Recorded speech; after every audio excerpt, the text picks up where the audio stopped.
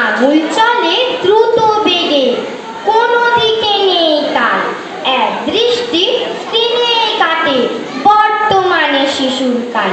ফোনের স্ক্রিনে আটকে গেছে সরল দুটি চোখ, মনের বিকাশ থমকে গেছে, যা হয় তাই হোক।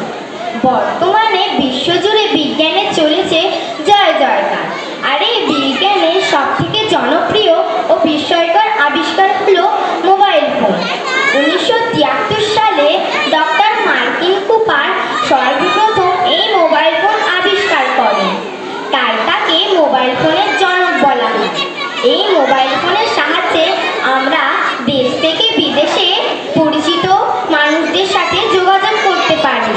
এছাড়া ফটো তোলা, ছবি তোলা, কম্পিউটারের তৃতীয় সংযোগ কাজও এর দ্বারা করা যায়। তারপরে অর্থের লেনদেন, কেনাকাটা, অডিও ভিডিও, রেডিও রেকর্ডিং, আরও অনেক কিছু।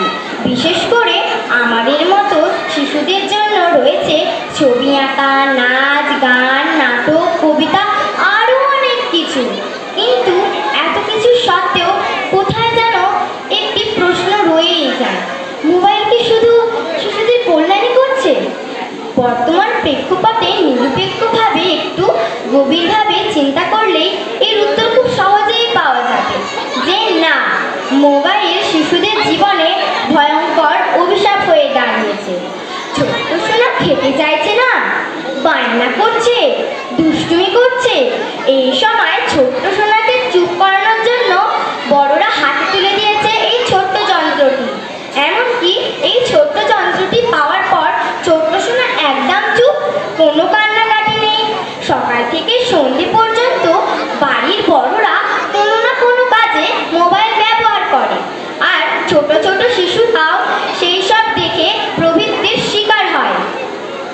যুক্তরাষ্ট্রের এক গবেষণায় দেখা গেছে যে মোবাইল ব্যবহারকারী 70%ই 11 বছর কম বয়সী শিশু।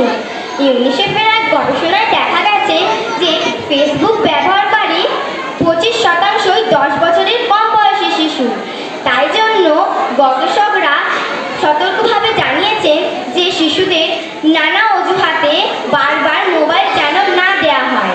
এতে শিশুদের মেধার বিকাশ ঘটে না, তারা খিটখিটে হয়ে পড়ে, তারা সাইবার বুলিং বা সাইবার অ্যাটাকে আক্রান্ত হয়।